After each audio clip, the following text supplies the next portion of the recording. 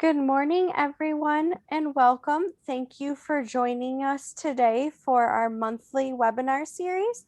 Today, we are talking about virtual learning, a one-year retrospective, and I have my colleagues here with me today, Terry Schell and Steve Dion, to speak about this topic further.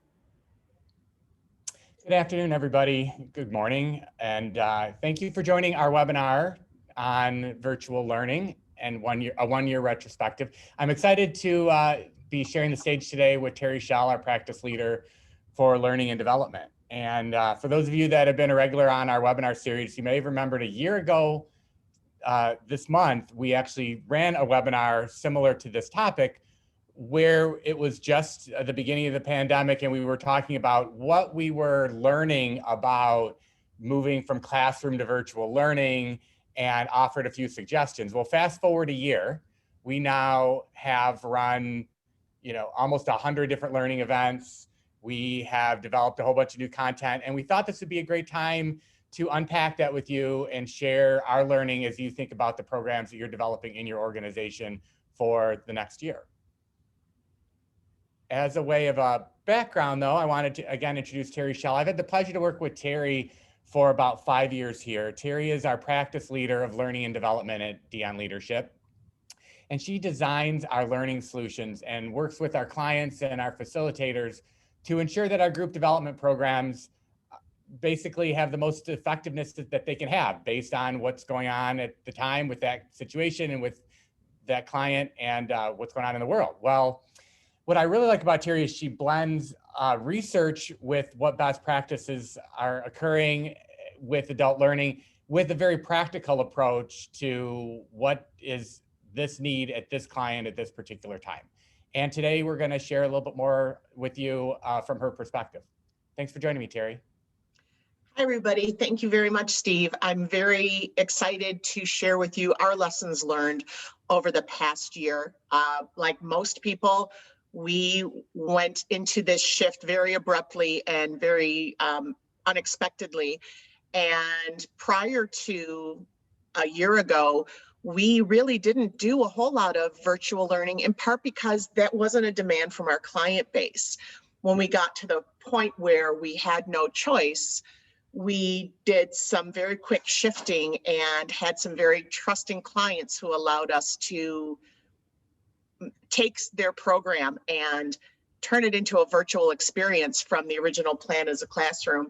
And we were very, very pleased with the results. So with that initial success, we expanded from there and started doing more and more programs, having new ideas, and along the way learned a lot of things that we hope that you can benefit from as well. And I'm happy to share those. So what we're hoping to focus on today, as Terry just mentioned, really are these best practices. And I won't read the slide to you. This is what hopefully you decided to join and why you decided to join. But I do want to pause and say, as we go through these practices ourselves, please use the chat today, both in terms of asking questions, and we'll pause throughout and I'll monitor the chat, but also to provide your insights and ideas and reactions. This is really a best practice sharing hour today. So if you have some thoughts or ideas of what works and doesn't work for your organization, we would love to hear that with the community of people that are on our webinar today. But to ground you in who we are, if you're new to this webinar series, so at Dion Leadership, our why is really about imagining where employees can start every day excited and end every day accomplished.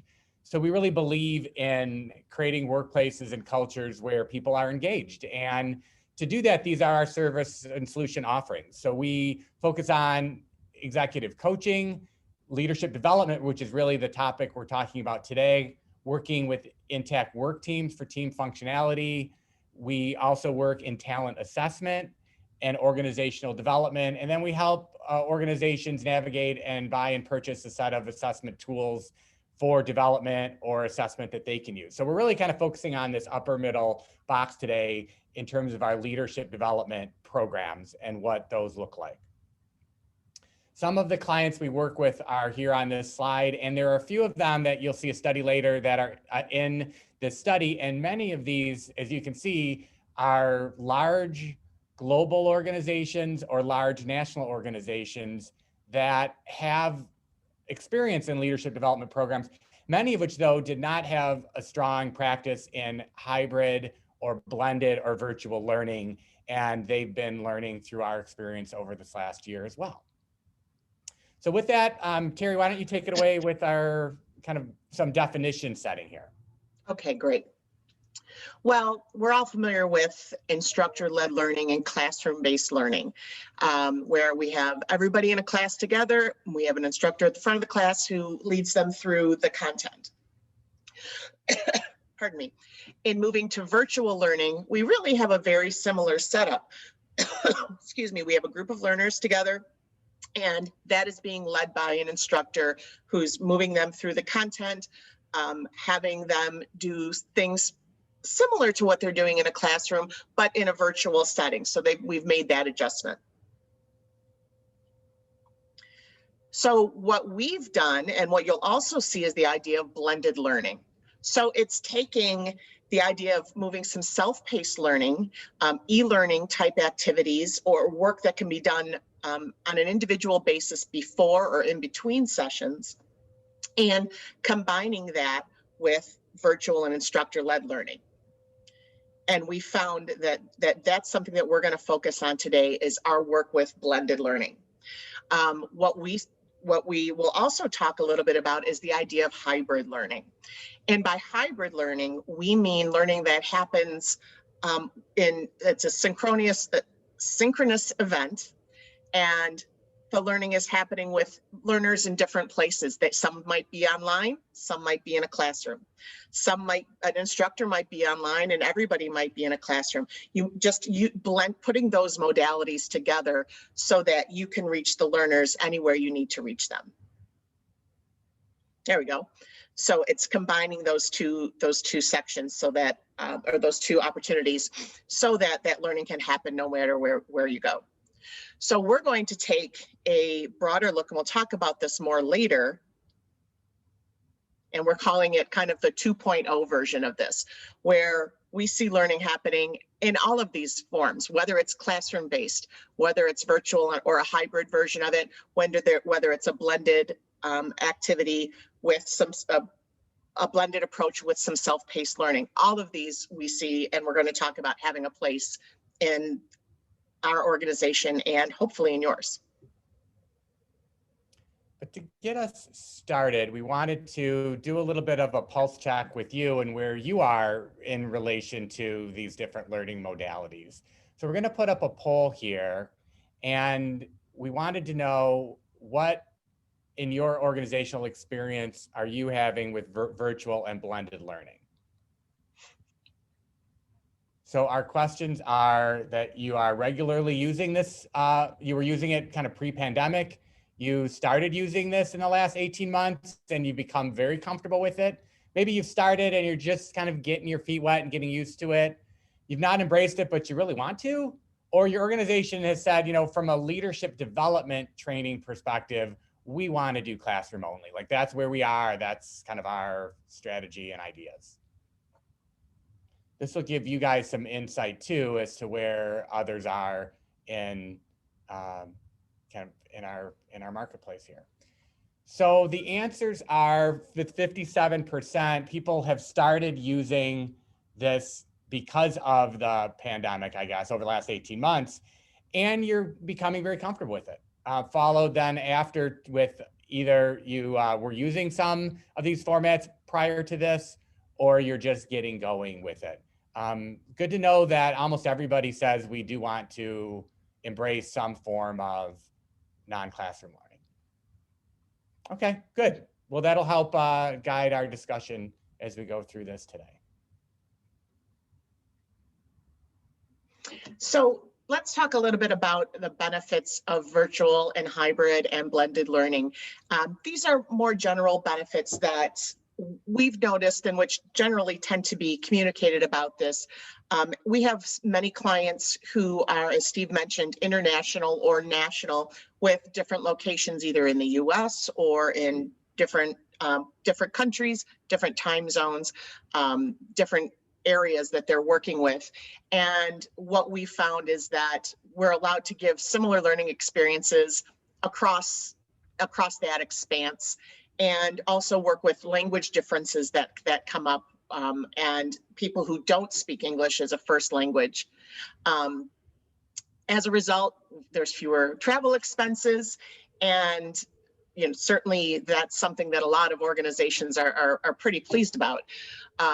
We found that we're allowed to pepper in smaller, more bite-sized learning experiences for our leadership development programs when we utilize these different formats. And of course, the reduced cost of paper and materials that go into that. I'll talk later about how we've managed that, but there is some cost savings there.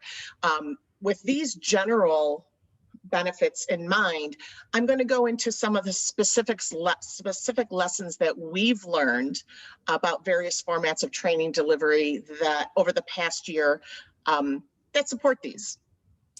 What I find interesting too with these benefits is 3, 4, 5 years ago, we offered this to clients that had leadership development programs, that they would come to us and say, I want to put a group of high posts through a year-long experience, and we're going to fly them together 4 times, 6 times for 3 days each time. And we said, there's a lot of benefits to possibly thinking about blended or virtual learning. What if some of these events, even just one of them, was done in a different format? The travel cost alone would save and pay for the facilitation cost and time. And organizations would go back, talk about it, and regularly come back and say, nope, we feel like learners need to be in a classroom. So there was a change management element happening here. Well, fast forward, organizations said, we still need to learn. And what we'll share with you today as well is that we've been able to get over the hurdle once people have done this and seen these benefits, is they're also seeing the results that have come from it, which is pretty strong learner engagement. And I think that was the issue. So these are the benefits. The downside was people saying, these are great, but will learners actually learn and enjoy the experience? And what we're finding is, yes, they are.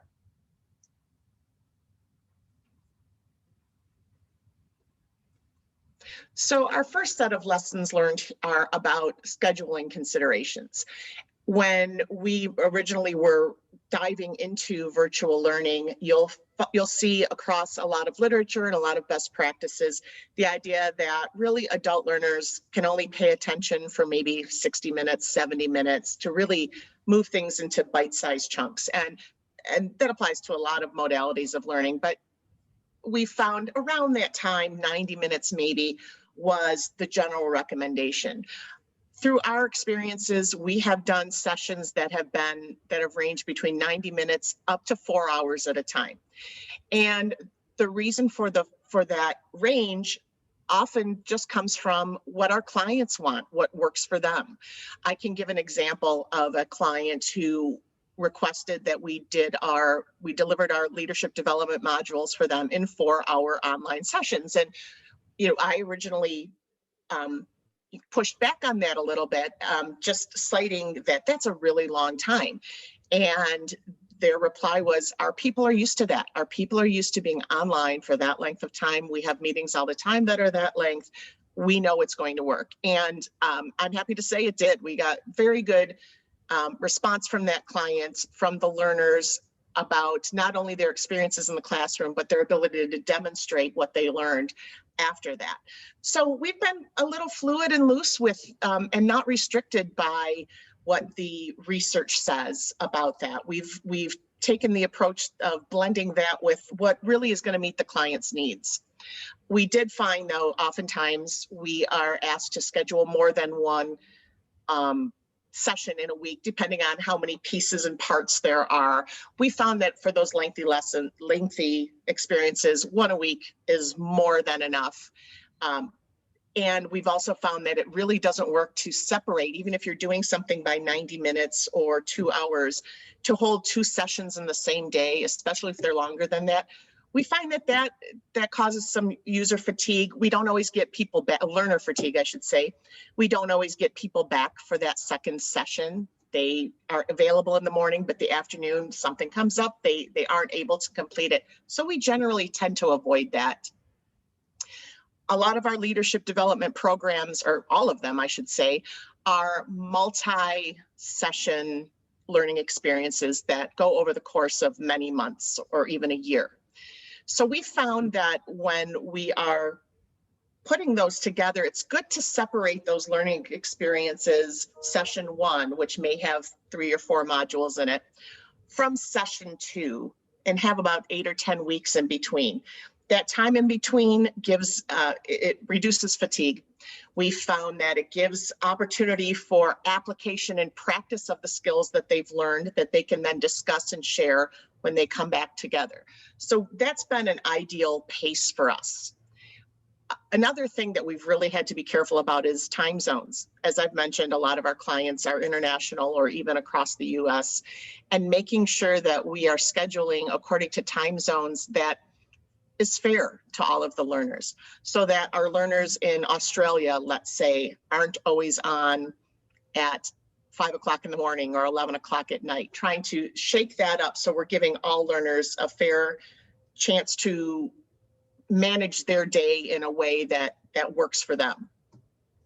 Another thing we found that really has not worked is the idea of learning weeks, is that scheduling a bunch of learning in the course of 1 week, having everything happen all at once in a very concentrated format, we found that leads to learner fatigue, and it just has not been ideal for us in our experience. Any comments or thoughts about scheduling in your experience? Since we do have, it does look like our participants have embraced virtual learning. Does anyone have anything to share about how scheduling has worked for you?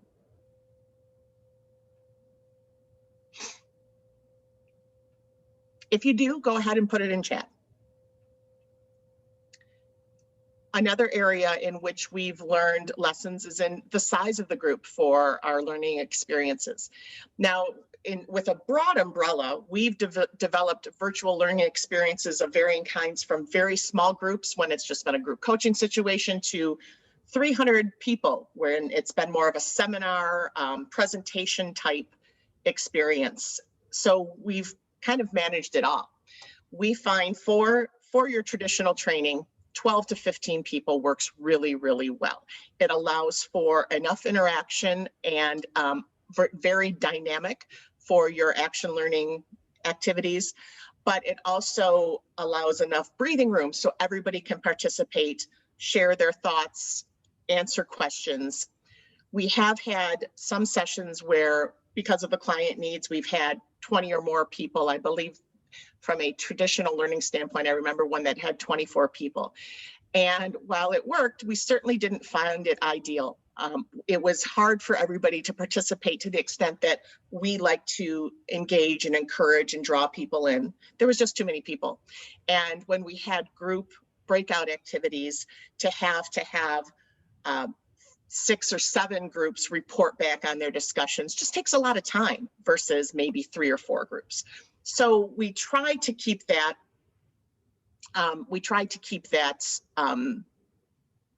in that general 12 to 15 if we can. Sometimes practicality, as Steve mentioned, sometimes we just have to be practical and just not and have to be flexible. But that's been our experience. Steve, we had a note in the chat about the learning weeks and saying more about what those were like. Do you want to talk more about that before I move on? Sure, and I did see a couple of comments back too about the duration from clients in terms of size, and they general feedback is 2 hours or less as a format per event really seems to work well.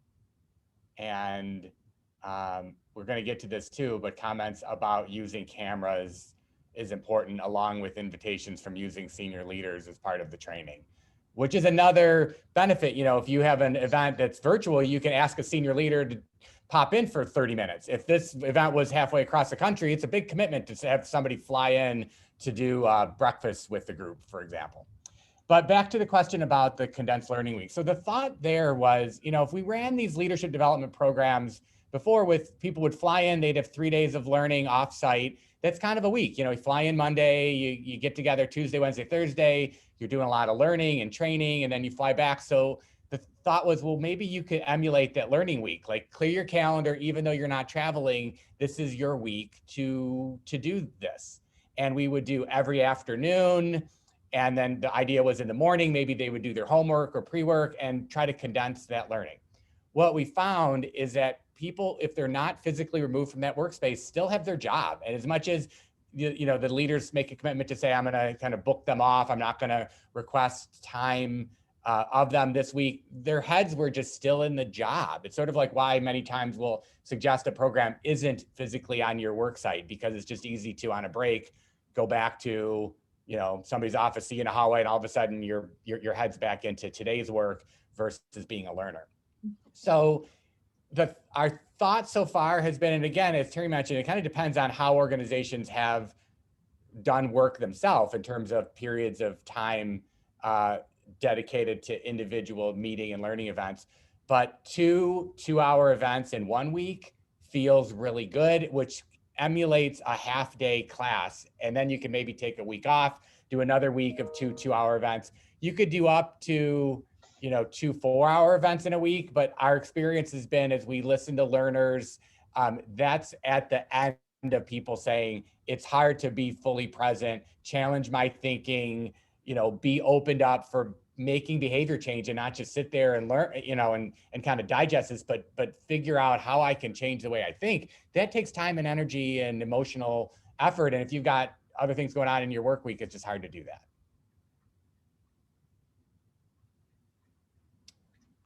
Okay, let's move on, and a lot more chats coming in, but Terry, why don't you talk about self-paced pre-work as the next piece, and then I'll see what else we have going on in the chat here. Okay, I will. A few of the things you said, Steve, feed right into this. One of the things that we've built into our blended learning is the idea of having learners do self-paced pre-work. That's really been the blended part of what we've done.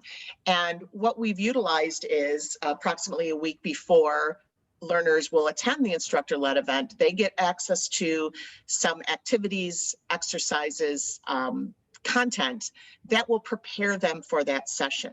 What we find that allows us to do is, when they're with the instructor, really maximize that time, and when they're with each other, to really max that out. We've saved for the pre-work things such as reflections, things that set up and start engaging the learner in the topic. Remember a time when X happened. What was the impact? What was the result? How did you feel? That kind of stuff. We save it for definitions and providing context. Sometimes we present models in there. It's really about information at this point. We found that that's very useful. Sometimes we utilize self-assessments in our content where it's something that we've created. It's not a scientific type of assessment, a formal assessment, but it's just a prompt thinking to give people some context around their experiences and views with a certain topic. But we do find, and I did see this pop up in the chat, it's true, sometimes people won't do it. We have found that it kind of depends on the organization and the leadership in the organization and the expectations set forth and how things are communicated. One of the things we've done to address that is to really partner with the organization and give them that feedback, whoever our contact is at the organization that we're working with to organize this, is to talk to them and give them that feedback. When we do pre-work, it is virtually all of it is referenced in that instructor-led training, where we'll talk about, let's say, an article that they read or a video that they watched, let's say, and apply it in context. What our instructors do, if people haven't done it, they might fill in the blanks somehow, or just find a way to keep moving on if that work hasn't been done. It's not ideal, and we've absolutely found, I hear you on the chat, that indeed does happen. One of the things that's been really great, and Steve referenced this, about having a blended approach, is that we've been able to incorporate videos that are made by either program graduates or senior leaders in the organization to introduce the learners to an idea or set some context or encourage them, or kind of serve as testimonials for those learning experiences. One client in particular provided several of those videos for us that really personalized the learning to their organization. And were inspiring and engaging for that particular learner group. And so that's something I would definitely encourage you as you create learning for your organization. We are all used to watching videos that somebody makes with their phone and holds in front of their face. And those were the videos that we had. We often used videos from our instructors as well to welcome learners, to introduce them, to give themselves, so that they didn't have to spend time when they were in person doing that. They could jump right in. So I would very much encourage you to do the same thing. It doesn't have to be fancy. It doesn't have to be high production to really have a really good impact. And by self-paced pre-work here, we are being very intentional that this means that this is content that we will be talking about in the live session. Yes. If you haven't done this work, you will be lost when you get in the room. Some learners have had classes before, you're like, come to this. And by the way, here's an optional article you could read. It's kind of context setting. And then they get to the training and the instructor never brings up that pre-work. And then somebody's like, why did I read that? Nobody else read that. What did that mean? So we're, it's a lot of it, this is in the setup of how we do that. And like I said, if you have a video, also if it's technology enabled, which ours is with LMS, we know who's been in, how long they were in, and we can send a reminder 3 days before and say, hey, I noticed you haven't logged into the LMS yet, or you only got through half of it. Prior to this, when we would have an in-person workshop and we might send out, here's some reading, here's some information. It's in an email with 1 or 2 links to maybe a website. You really don't know what people were doing. So we have to change people's behavior with the idea that, and there's a comment here, a couple comments in the chat about this, both A, it's hard to do, but B, it is about expectation setting, that if you say learning happens not just when there's an instructor in front of you, it's happening all the time. This is a learning event and you're going to be learning synchronously and asynchronously. And we're teaching you a new way to learn all the time, that this program goes on throughout and you have some learner accountability to put it into your schedule as to when it happens. Then it's not seen as the learning's only when I'm in a traditional classroom environment, but it takes some change management to do that. It's an ongoing struggle, and that's something we're definitely working on. One of the things that we adopted when we made this shift to virtual learning a little over a year ago was employing an LMS for us. And your organization may use an LMS to track your employees and the learning that they do and make some learning available to them. What we've used this LMS for is first and foremost pushing content out to learners, and not just content, but also the links to the Zoom sessions that they will be attending, providing instructions for them, and providing materials. One of the things that we've made a practice is, because we had individuals at home, maybe they had a printer, maybe not, was allowing them to download PDFs of the materials they had. Whereas in a classroom, we would have printed them out and they would have had them physically. Through our LMS, they're able to download everything they need to attend that class. They're also able to access, as we talked about, the pre-work, whatever the instructions are, article links, whatever that might be, right, utilizing that LMS. One of the things we've also found, the benefits of using the LMS and having that pre-work, is that for our learners who are attending a program in English, but maybe English isn't their first language, it allows them to get acclimated and get a foundation at their own pace. It allows them to review materials ahead of time. We had a client specifically request that they wanted their learners to be able, who weren't native English speakers, to be able to review the materials ahead of time and just make sure they could keep up and could keep pace in a way and not be stressed out about it. We can demonstrate, we're not going to do it here, but we could offer you, if you wanted, a demo of how we've utilized our LMS. We use Talent LMS, and we'd be happy to share with anybody, if you were interested, what we've learned, how we utilize it, things we've learned. We've evolved with it in a year ago in terms of details, what works, what doesn't. Our facilitator group, our instructor group, has offered really great feedback and ideas for this work in progress with how we utilize our LMS. If anybody would like to see it, certainly just reach out. We'd be glad to show you what we've done. Yeah, we'd be happy to send you a link to kind of the pre-work of a module. So you'll see how that might be different than watching like a LinkedIn learning module or something. And Terry's done a phenomenal job, I think, in terms of that upfront, what the kind of orientation work that a facilitator would do to get the audience ready for a class, we're doing this online. Each pre-work piece is only 15, 20 minutes, not really heavy. A lot of times she can incorporate some additional videos or things that you wouldn't do in a classroom, like let's watch this, clip of a popular TV show that people might know, but it sets the stage for this application. So they find it fun. So once they're in there and they have to go in to get maybe their self-assessment, they have to watch their CEO's video, then all of a sudden they're doing the pre-work after that first module. And we've had programs where, we're doing 12, 15, 20 events with pre-work in between. We're not chasing them after that. So once they're in there, they see it as a great way to learn. So we think this is a great best practice. All right, moving on to facilitation practices. And Steve, we did have in the chat somebody who would like to see more. So we'll be sure to follow up on that, Sarah. Thank you so much. So let's talk a little bit about virtual facilitation and what we've learned about that in the past year.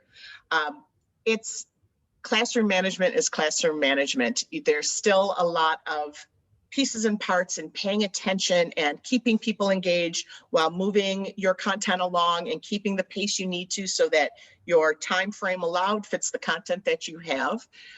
We've also discovered that it's really helpful for our facilitators to have a lot of energy. It's exhausting to facilitate in a classroom or online. It takes a lot of energy mentally and even physically to keep that going.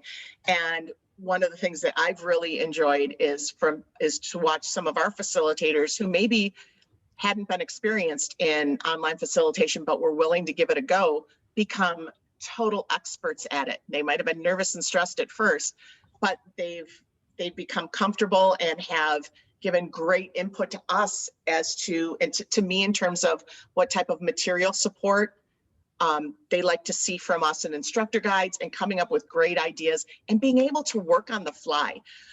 I've seen our facilitators who are awesome be able to take classroom materials and read that room, understand that audience, and pivot what they're doing, come up with a new activity, change something from a breakout group to a whole group activity, whatever's going to work. Our facilitators have evolved to be able to do that with the virtual learning as well. And that's to the learner's benefit. It just enriches the learning that our facilitators have been able to do that. And we allow them to.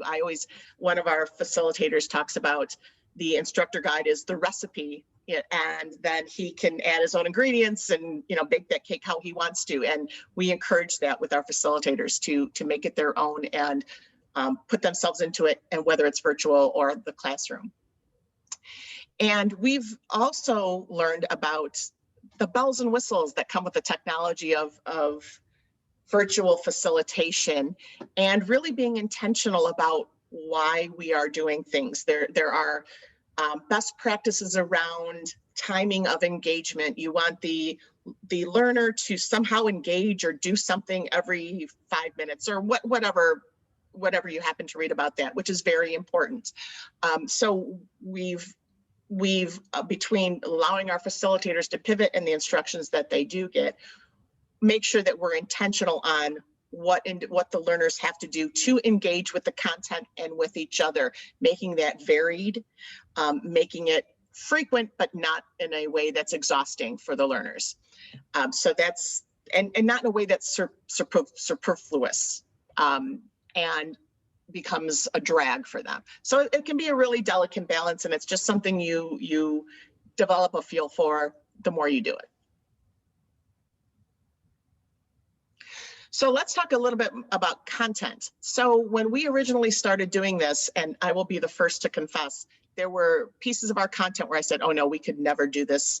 We could never do this virtually. Things like feedback, learning to effective feedback, conflict management, things that required learners to do role play, to practice, to engage with each other, to get feedback. We initially avoided that. We utilized breakout groups, but when it came to real intensive role play learning, we originally avoided that.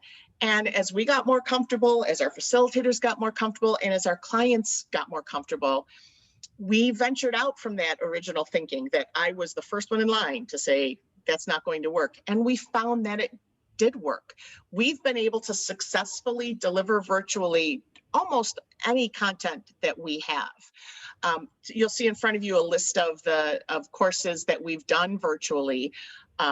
It's almost all of our catalog, or at least the most delivered content in our catalog, we've been able to deliver in a virtual format. Sometimes it took some creativity and some trial and error to really get activities to transfer or to come up with new activities that resulted in the same learning, but we had to do it to a virtual environment. But I certainly have, and all of us have evolved to the idea that we can do almost anything virtually, and we feel like we can do it well. We're not afraid of it anymore. So the lesson in that, I think, would be to encourage you to really be open-minded and not limit yourself. You really challenge any limits you're putting on yourself as to what you think can be delivered virtually. And when I say virtually, let me expand that to say in a blended way as well.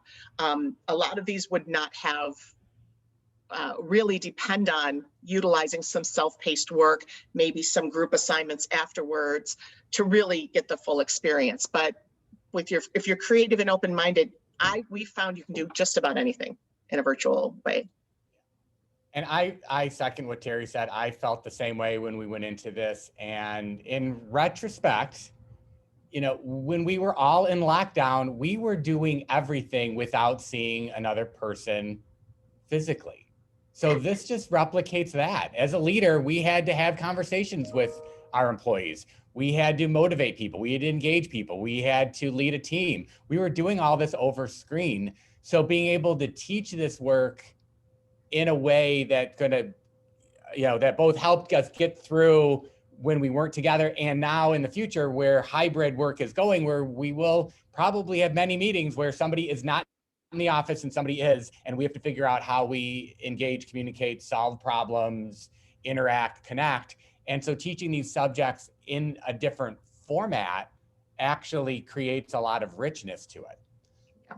As Terry mentioned, we're not talking about e-learning courses. We're not quite to the point to say you could have a course where somebody didn't have a live person watch this and change your habit and build new skill only by doing just e-learning. We're talking about virtual blended.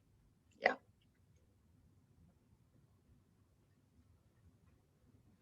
One of our best practices is utilizing a proctor or a producer, similar to how we are now, to expect a facilitator to be able to, I talked about classroom management earlier, to be able to manage the learners, manage the materials, manage the content.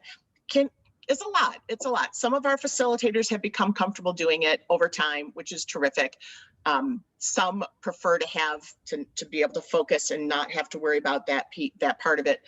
But we definitely encourage, when in doubt, utilize a producer or a proctor to move the course along. It's really been a good partnership. We have a handful of proctors that we've utilized.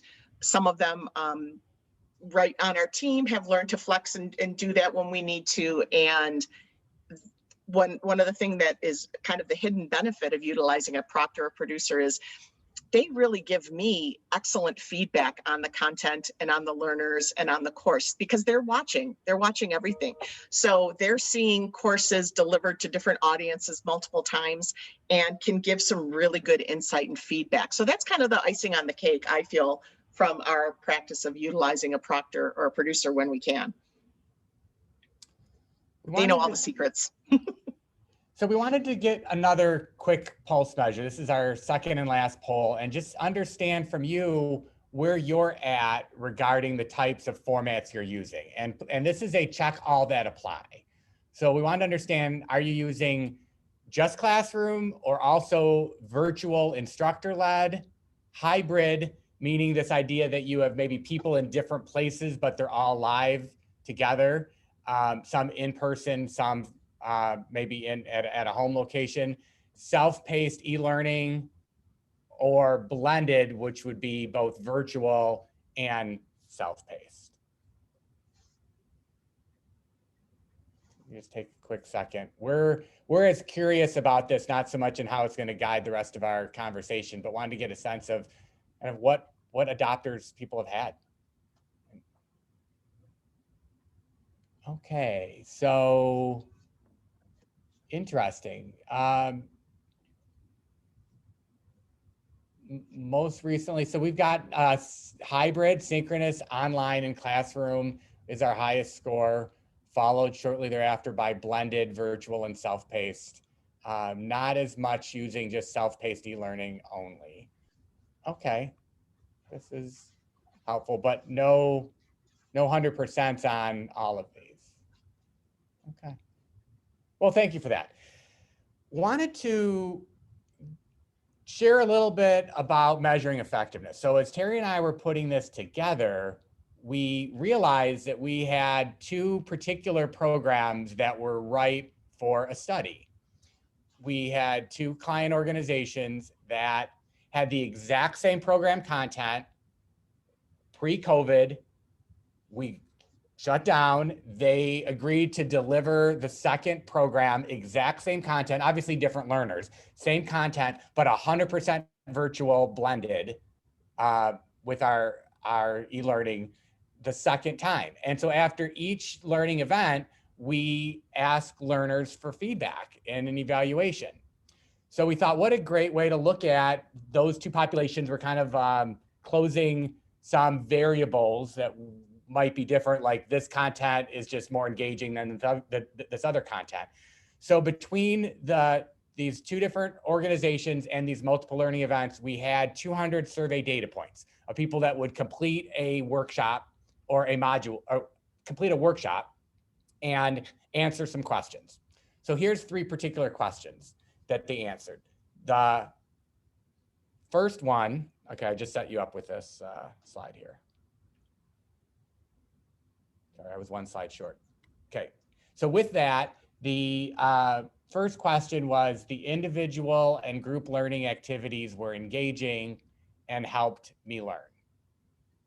And what we found in the in-person event compared to the virtual event is we had a 99% agreement, so it was a 5-point scale, that the learning event was engaging and helped me learn, to a 97% in virtual. So these are people who came to the second program who said, honestly, some of them, our feedback was, really, we're not gonna wait, maybe we should do it in person. And then people decided, we gotta get on with life, let's do this virtual. They came into this, I think, already with a little bit of a, hey, I don't get to go to this, great hotel and do, spend 3 days with my colleagues and unpack this in person, and still super strong feedback in what we heard. So we were pleased by that. The second question was, overall, this workshop was a worthwhile investment of my time. So this is not quite as equal, but still, we think really solid feedback. So in terms of agreement and strongly agree, 96% of the in-person feedback was that they agreed that it was a worthwhile use of investment of their time. 87% was for the virtual events. Again, there were some people who said, I don't love to learn this way, but 87% of 100 data points of people going to a learning event saying this was worthwhile, we think is super solid and shows that you can do leadership development virtually. And then kind of the all-in question, overall, this workshop was a worthwhile investment of my time, was 890. Actually, let me go back. I'm one slide off. So this second slide was in individuals, group learning activities were engaging and helped me learn. So in that, it was a little bit less of overall high rating in virtual, but I kind of expected that one to be a little bit lower in terms of how engaging you could be. But again, in the context of that, 87% agreement to it was engaging and helped me learn could have been, wow, this was a disaster, and it wasn't. And then to catch me back up again, so the last question, overall, this workshop was a worthwhile investment of time, 98% to 92%.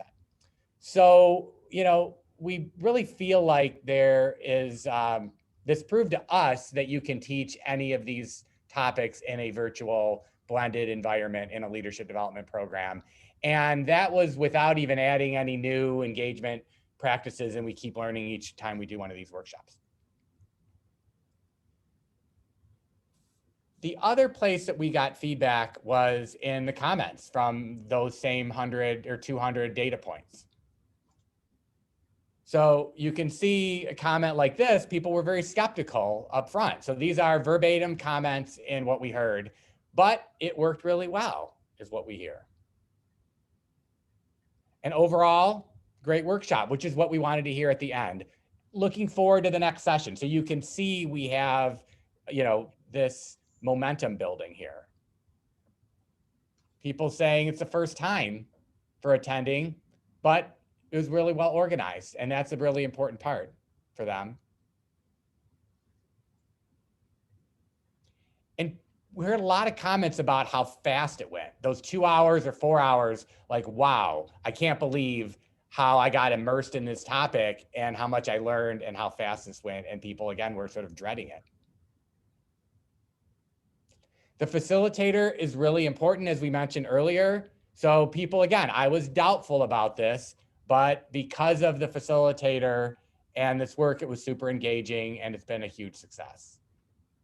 And a last comment, and this is calling out a specific facilitator, I fully appreciate Stan's method of engaging the student in the discussion. So just some great comments to show that teaching this work virtually does work. And you may be thinking, oh yeah, well, you cherry picked the best of the comments, and you're not wrong. But this is one of the things that we have found interesting in these, post session comments that we do get, that we've been pleasantly surprised that we don't get a lot of, hardly any comments like, I hated this, I don't want to learn this way, things that were truly negative about that learning experience, where the learner has just rejected this whole thing. We just find that has not happened, and that's a good thing. And not everything is for everybody. Lots of different opinions, but where I expected in some cases a revolt, that hasn't happened at all.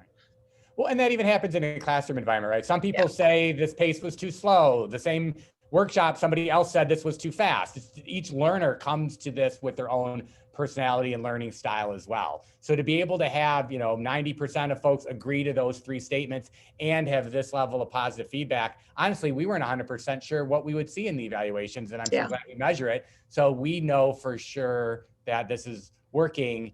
And we want to kind of close with some insights and where we think this is going, because we do plan on continuing to invest, assuming that even when people go back into the office, that learning virtually is something that will continue and should continue. So I'm going to share with you 10 insights that we have, some major, some just practical and minor, from our experience this past year, to really summarize what we've been through. I mentioned this previously, is the idea of engaging in virtual learning and in blended learning. It doesn't work if you're just going to take whatever you delivered in the classroom and deliver it online. There's some massaging and some rethinking and some new things that have to happen to really do it well, to make it meaningful and to make that engagement work. But that sometimes things flow very easily from classroom to virtual. Sometimes you definitely have to take things out or come up with a new idea. We talked a lot about being practical, and I spoke to this earlier. There's the science behind it, and there's the reality of your situation or our client situation to reach the learning goals that you have. Don't be discouraged or frustrated if you can't follow the science exactly where it comes down to that, just because your circumstances don't allow you to. If you're creative, if you're patient, if you prepare your learners, and if your facilitator is working, you can really make these things work. Camera on. Somebody mentioned this earlier in the chat. Absolutely, for learning, you need to have that camera on expectation. Fortunately, I think after this past year, people have gotten used to it. Oh, that's what we found. People aren't shy on camera anymore in general, but definitely encourage that in your organization. Being able to see faces just makes things that much more that much more real and engaging. And if you're happen to have an organization that's not into that, try to bring them along, because it really does make a difference. But even in cultures where the client culture is, for meetings, we don't put our camera on unless we're the one talking and we have to. For training, it's really not been a big pushback for them to do that. There will be times where we might even say, everybody turn your camera off because we're going to watch this video or something. And it doesn't mean it's on 100% of the time, but the fallback is when you're here, you're in the classroom, and that includes looking at you so we can understand verbals and nonverbals. Yes. I spoke earlier about the client that we had where their corporate meetings were 4 hours. They were used to it. Learning worked for them to have a 4-hour session. But if your organization that's not how they roll, to impose a different modality on them really might be a challenge, and might not work out very, very well. So really know about your organization and what the culture supports in terms of their meeting practices. And not just in cadence as well, but also in if you use pre-work or not. I know there was comments earlier. We have some groups, we do a lot of work in healthcare, and with groups that are physician leaders, we've just said, we're just not going to even design it around having pre-work. Let's add a half an hour more to the learning event and redesign the program, and just not ask for somebody to take time, because we just knew that was not part of their culture, and why swim upstream there. Yeah. Good point. We found not all facilitators want to do virtual facilitation, and that's okay. We've had some facilitators sign up for it, give it a try, and then just say, you know what, it's just not for me, and that's okay. Like any facilitation, you want somebody who's into it and can give it their all and feel confident and do it well. And if that might not be everybody's game, that's been another benefit of our proctors and our using our producers, is they see all of our facilitators in action and can help us give feedback to our facilitators to really make them do their best.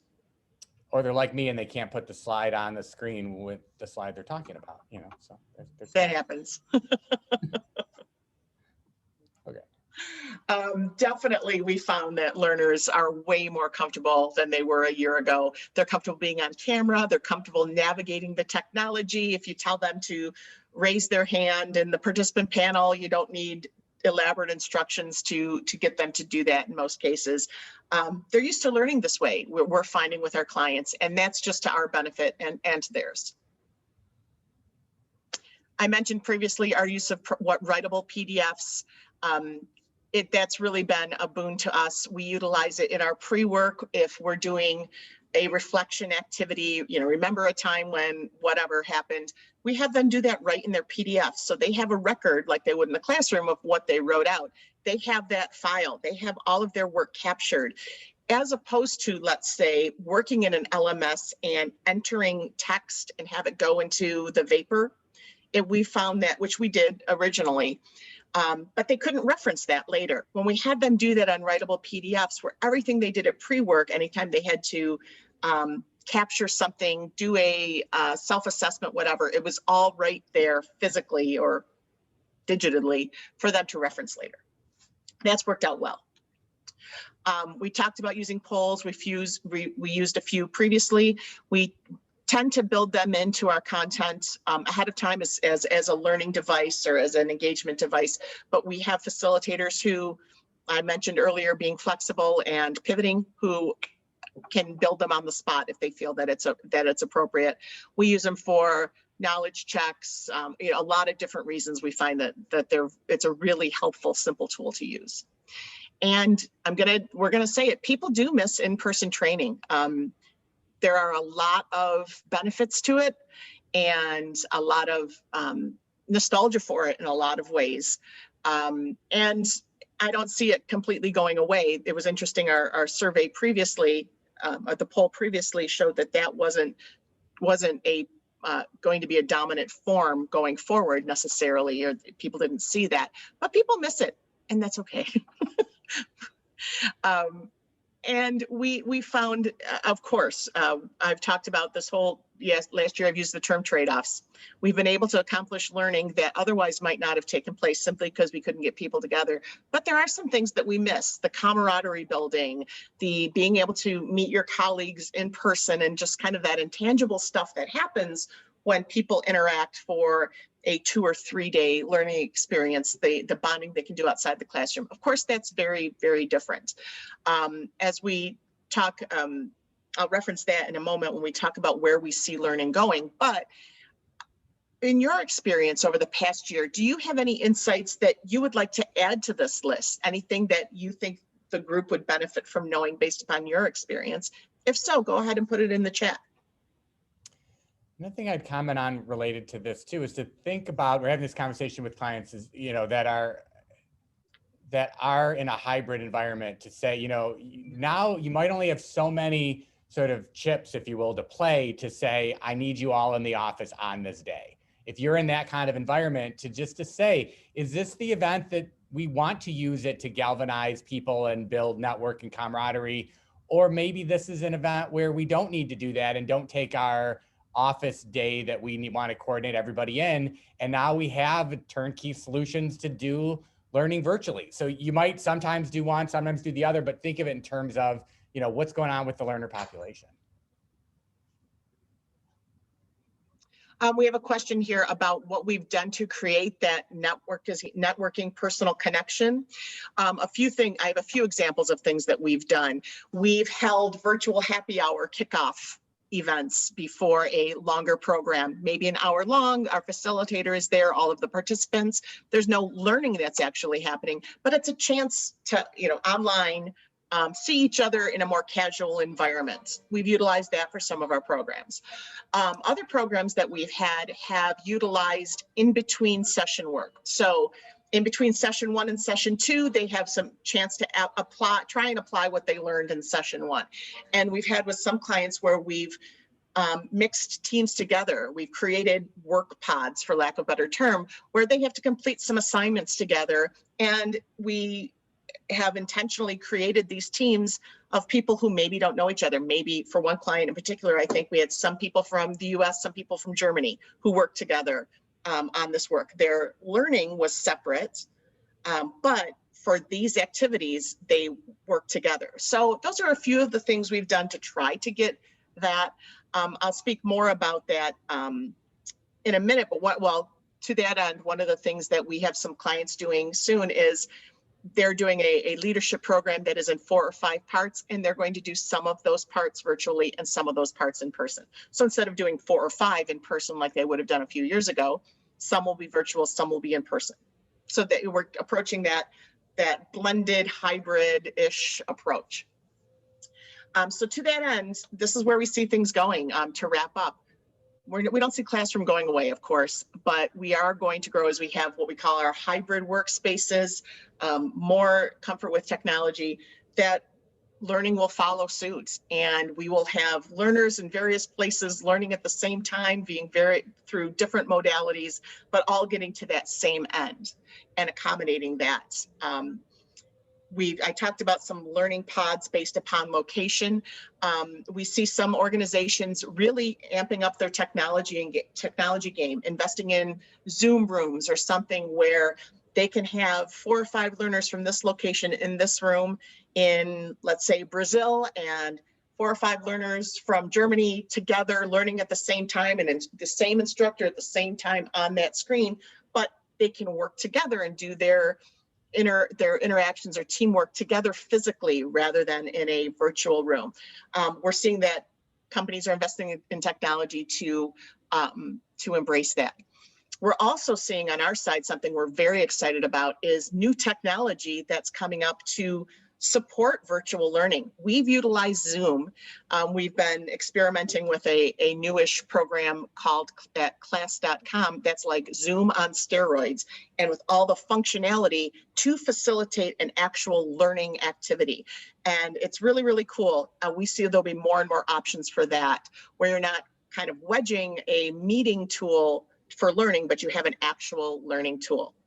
And we also see more opportunities because people are so comfortable with tech, or getting so comfortable with technology for learning, of utilizing simulations, of utilizing gamification activities, just to offer varied ways of learning, take advantage of that technology, and really engage learners of all learning styles so that they can get to that make that means to an end.